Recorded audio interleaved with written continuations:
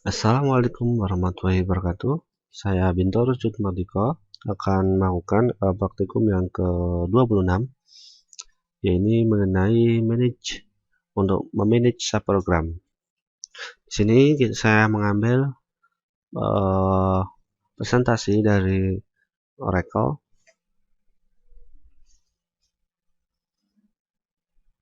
Ya, di sini tujuan kali ini untuk setelah selesai melakukan pembelajaran kali ini, di praktikum kali ini kita diharapkan mampu untuk yang pertama adalah kontras sistem privilege dengan object privilege, yaitu mengetahui invoker right dengan definer right, dan ketiga untuk mengidentifikasi view di data dictionary untuk memanage objek yang disimpan, dan yang keempat mendeskripsikan untuk mendebug subprogram dengan menggunakan DBMS output package. Ya, untuk require privilege yang pertama adalah DPI grants. Ya, sistem privilege-nya adalah create, alter, drop, execute. Untuk create any procedure di sini tertentu. Untuk alter, drop, execute tidak tertentu seperti itu. Owner grant-nya di sini adalah untuk execute. Untuk dapat merefer dan mengakses objek dari skema yang berbeda di subprogram, kita harus menggrant akses untuk merefer objek secara eksplisit. Untuk grant akses ke data, yaitu dengan ada dua cara, yaitu ada direct access dan indirect access. Untuk direct access, untuk grant select on employee to Scott, dan untuk indirect adalah grant execute on query MP to green, seperti itu. Jadi ini adalah skema gambar, yaitu ada Scott dan green. Jadi di sini Scott untuk menselect sebuah employee. Nah, untuk green melewati Scott query MP dulu. Memakai invoker, prosedur dapat dieksekut dengan privilege dari user. Ya, itu di sini ada contohnya create procedure, query employee, PID in, employee ID, %type, name, out. Di sini ada out ID current user. Di situ seperti bagian di sampingnya, yaitu ada Scott dan green. Di sini akan masuk ke query employee. Memanage store PLSQL object. Yang pertama ada general information yang di manage, ada parameter, compile error, debug information, vcode, dan source code. Dari dictionary, editor, dan describe dari DBMS output, seperti itu. Dari editor untuk describe dan DBMS output. User object ada column dan column description. Yang pertama dari column object name, yaitu name dari object ID, internal identifier dari object type, yaitu tipe dari objek atau contohnya table, procedure, function, package body, dan trigger. Created ketika date dari objek sudah di create. Residual time, yaitu ketika objek terakhir dimodifikasi. Timestamp, date atau time waktu ketika objek terakhir dikompil, dan status. Di sini ada valid dan invalid. List dari semua para prosedur dan fungsi. Di sini contohnya adalah select object name, object type from user object, where object type in procedure function, order by object type. Jadi hasilnya akan seperti berikut. Maka akan keluar object type-nya dari setiap user object. User source data dictionary view. Di sini ya name yang adalah nama dari objek, type adalah tipe dari objek, contohnya procedure, function, package atau package body, line yaitu line number dari source code, dan text adalah teks dari source code line.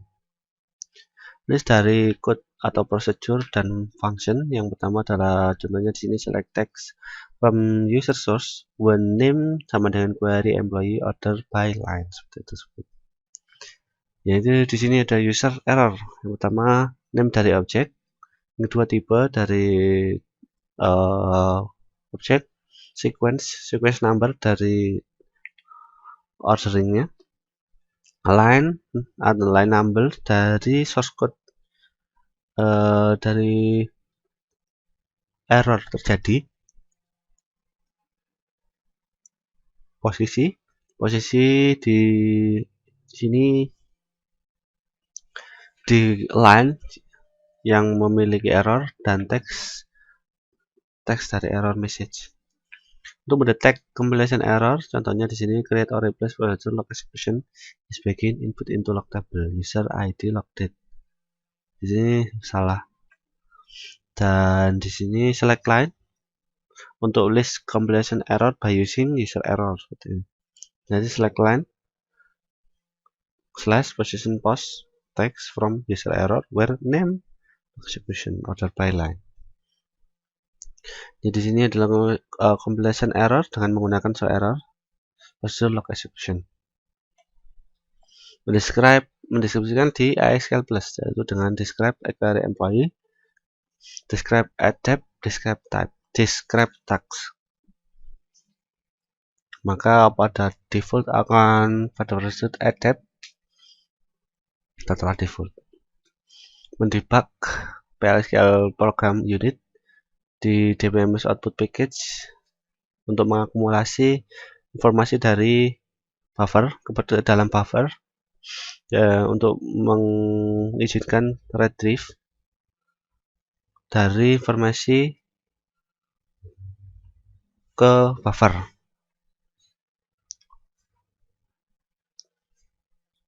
Autonomous procedure call, contohnya di sini writing the output to a log table. Software yang dipakai DBMS debug yaitu yang procedure builder, third party debugging, dan software. Di sini ada sebulannya, yaitu yang pertama Scott, yaitu berada seperti ibaratnya seperti ini, yaitu Scott ibaratnya berada di dalam dan privilege ada di luar. Jadi Scott memberikan privilege kepada Green seperti disebut untuk memanggil user source dan error, dan seperti ini untuk meng-execute debug information. Baik, selanjutnya kita akan masuk ke latihan soalnya. Ini pada sini. Di sini dapat pekerjaan yang telah diisi pada setengah tahun pertama tahun 1990 dan pekerjaan yang sama juga pada setengah tahun pertama 1991 di tabel employees. Kita menggunakan browser. Ya, di sini yang pertama kita harus menggunakan user dari HR. Kita harus connect ke HR untuk soal-soal di ke praktikum ke-26 ini. Yang pertama dapat pekerjaan, jadi select distinct job ID from employee. Setengah tahun pertama 90 dan pekerjaan yang sama pada setengah tahun 91. Di sini were hired between 01 Jan 90 dan 30 Juni 90, atau hirednya di antara 1 Januari 91 dan 30 Juni 91. Di sini setelah kita execute dan hasilnya sama, IT procs tersebut. Soal yang kedua, untuk membuat query gabungan untuk menampilkan presentasi kenaikan seperti gaji lama dan gaji baru, kode departemen 1050 110 60 20 80 dan seterusnya. Ya, yang kedua di sini kita pertama membuat query gabungan, yaitu di sini kita membuat dua fungsi, yaitu sal increase beserta enf sal. Dan sal increase di sini untuk membuat kenaikan gajinya, yaitu seperti ini, gaji lama, gaji dikalikan 5%, 10%, dan seterusnya. Dan untuk yang sal enf sal di sini untuk mengetahui raise-nya, maka di sini kita execute, dan execute-nya akan membuat dua function seperti tersebut. Untuk diketahui ini function gabungan, jadi langsung di dalamnya terdapat seperti ini, ya, seperti ini.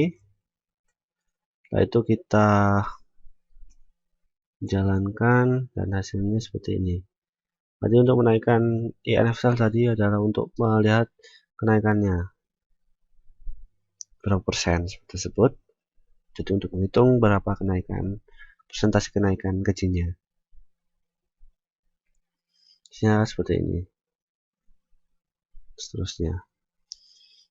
Untuk selanjutnya, soal ketiga, untuk buat query untuk menampilkan ketika teratas karyawan gaji itu tinggi, tampilkan nama akhir dan gajinya.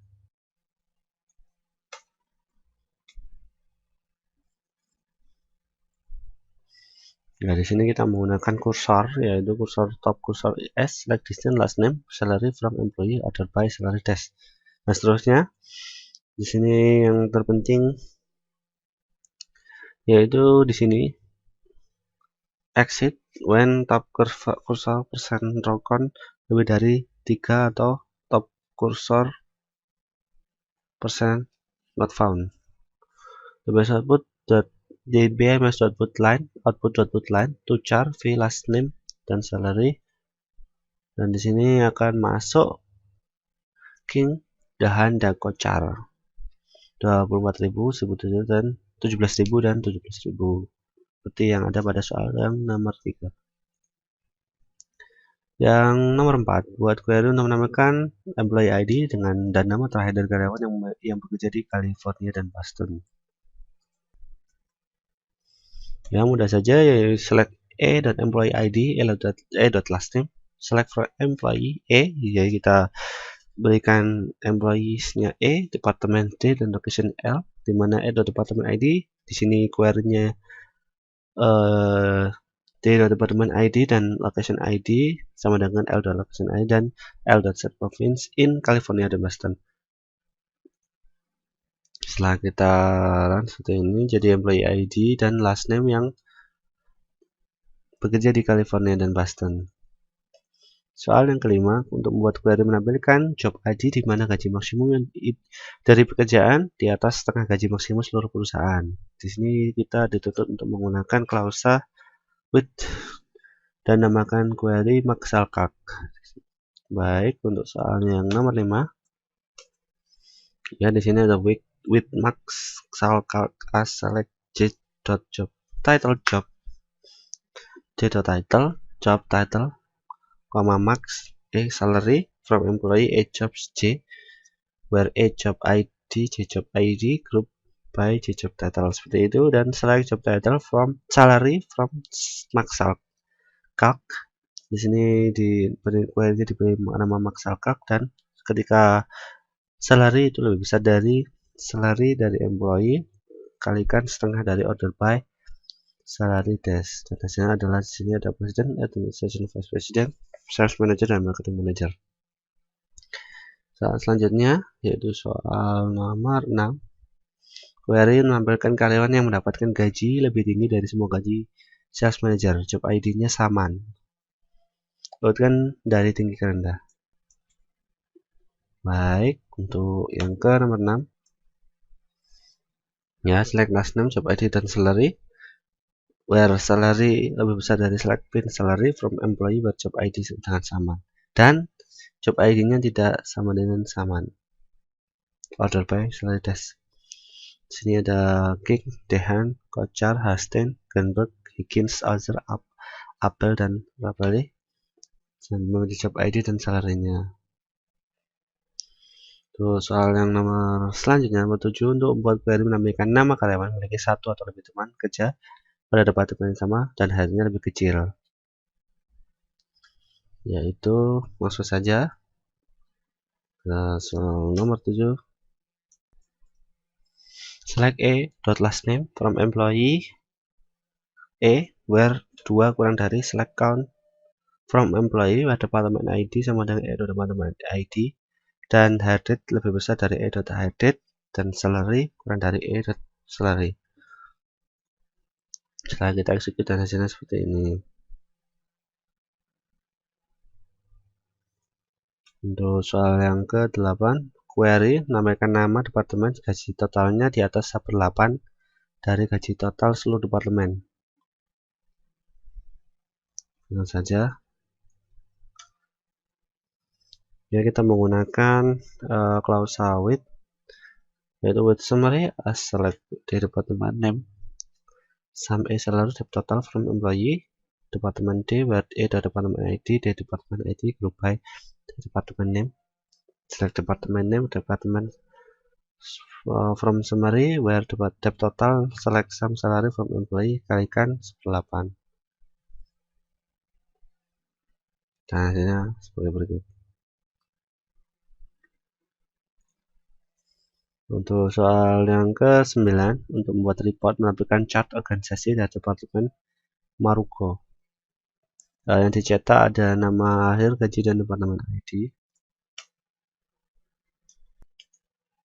Ya, kita set page size 22, set line size 60, feedback off, title employee report.